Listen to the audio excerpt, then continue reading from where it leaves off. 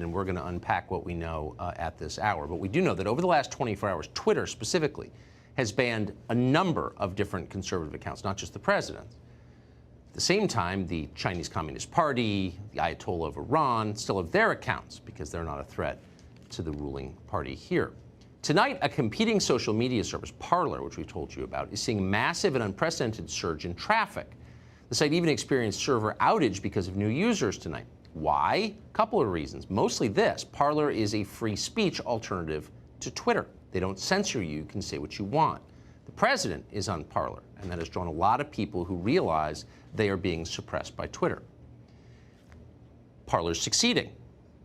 What happens now? Of course, Silicon Valley is trying to kill it. Google has just removed Parler without any warning from its App Store. Apple and Amazon, which provide services that keep services like Parler online, have also threatened to shut Parler down. Amy Peikoff is the chief policy advisor at Parler, and she joins us tonight. Amy, thanks so much for coming on. This seemed to come out of nowhere. How big a threat to your company is this? I mean, this is very huge because Apple in particular carries our app on the App Store, and as far as I know, technically there's no other way to deliver it. So if they choose to withdraw their services and hosting us on their store, we're toast there. And you know, most people like our app. Our app is a very nicely functioning piece of software.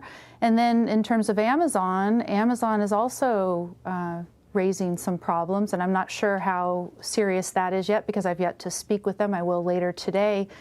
And they provide server for us, and if they were to remove their services, then we'd be down. As it is, we're having some difficulties now with the uptick in traffic, but if they took their service away, we'd be gone.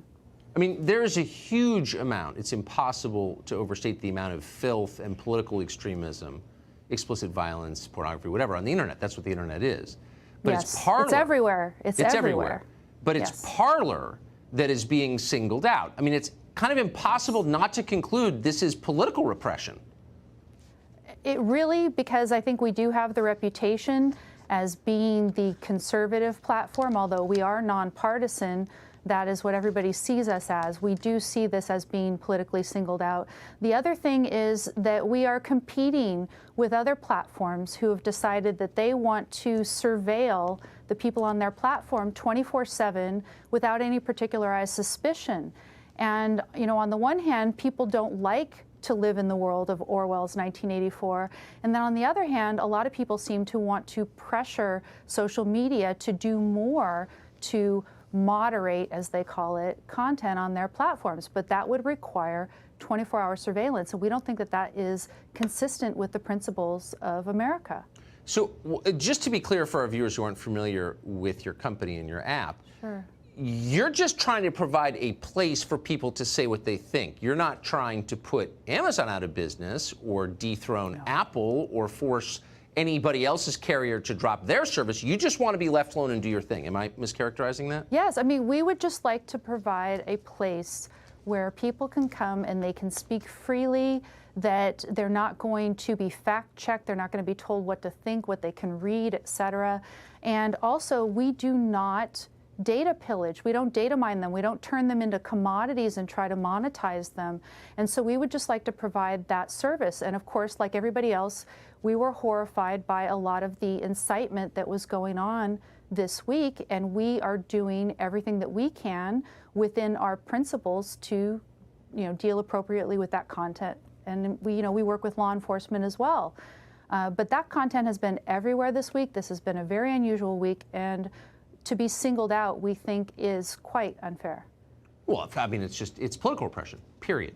Now, Definitely. Google, when we asked why they did this, and they sent a relatively long statement, we're just going to read a snippet of it to you on the air. We're aware of continued posting in the Parler app that seeks to incite ongoing violence in the U.S. It continues. In light of this ongoing and urgent public safety threat, we're suspending the app's listings from the Play Store until it addresses these issues. Okay, so they're accusing you of inciting violence. They are putting on us the responsibility for every piece of incitement that is posted there. And the nature of an open platform, a free and open town square, is that we do not take action on people until we are aware of a situation. Right. It's particularized suspicion. You do So not let me just ask you really surveil. quick. I mean, how much of the world's kiddie porn goes through Gmail? How many Gmail accounts have been used to order plastic explosives? How many insurrections have been planned on Google? Like a lot. And so, Sure. right?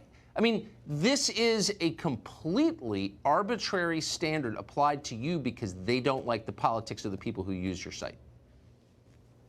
I mean, that it's looking that way. I'm hoping it's not that way, but it's looking that way, and it's coming in sooner than I would have expected it.